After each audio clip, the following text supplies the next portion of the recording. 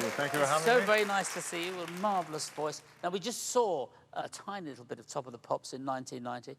Can you remember anything of that Top of the Pops? Can you remember anything of 1990? Most of 1990, I remember that performance very well. That was still at Television Centre, I think, when we That's did. right. And that was when everything changed for us, literally overnight, yeah.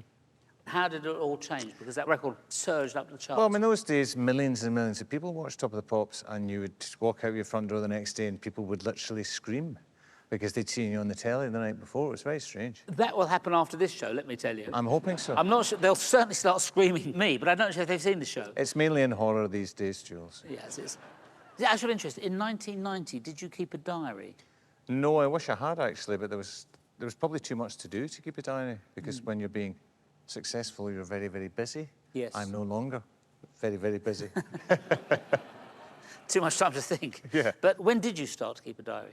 About 2008, I think, I was on a month-long solo tour in America, and there was a lot of time to kill. We were driving during the day, we didn't have a tour bus, so I just started tapping away at my laptop about what I was seeing out the window of the van, and then it became, I just started doing it all the time, and I found it a great way to kill time. Your diary entries are the basis for your new book, The Tremolo Diaries, Life on the Road and Other Diseases. Where does the title come from? Well, I didn't come up with the title. There was a very brilliant radio producer called Phil Smith who did a radio show about the diaries and moi, and that was the title of his radio show, so I said, can I pinch that? And he was very happy for me to pinch it. And it chronicled all sorts of things, didn't you? Well, I mean, generally just getting up, because I knew these diaries were going to be published. So I was getting up quite early, unusual for me, and just looking at my maps and going, right, art gallery, museum, something, you know, vintage clothes shop, and just going out and doing stuff to give me more to write about rather than just sitting around in the dressing room all day. And also we were third on the bill opening for a Canadian band called Bare Naked Ladies. So when you're the third on the bill, you sound check late and you go on late and you don't play for very long, so I had tons of time. So I just kind of, you know, would get in a taxi or just wander around and find things to jot down. Yeah, and also you had a diagnosis of Parkinson's, is that right? Yeah.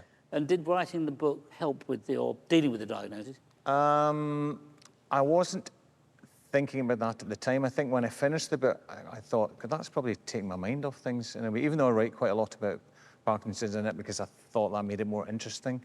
But yeah, I think it was quite, and I hate this word, but I think it was therapeutic in a weird way. But that's not why I wrote it. I wrote it because I thought people might find it interesting to know what it's like being an old fart on the road with a shaky hand and being third in the bill touring America and Europe. Yes, what fun. Yes. Yeah, exactly. Mainly for fun, not for money, let me tell you. You've always written great songs. I wonder if either the diary or your diagnosis, has that helped influence your songwriting? I mean, it's changed my songwriting, and it's more difficult to write songs with Parkinson's because it's harder to concentrate.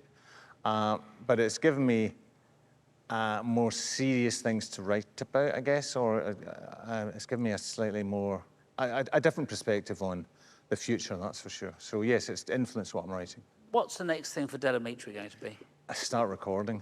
I've been a bit distracted doing the kind of book tour thing, which has been great fun. Start recording, just get off our arses and start recording. Because we've written another couple of records, we just haven't had time.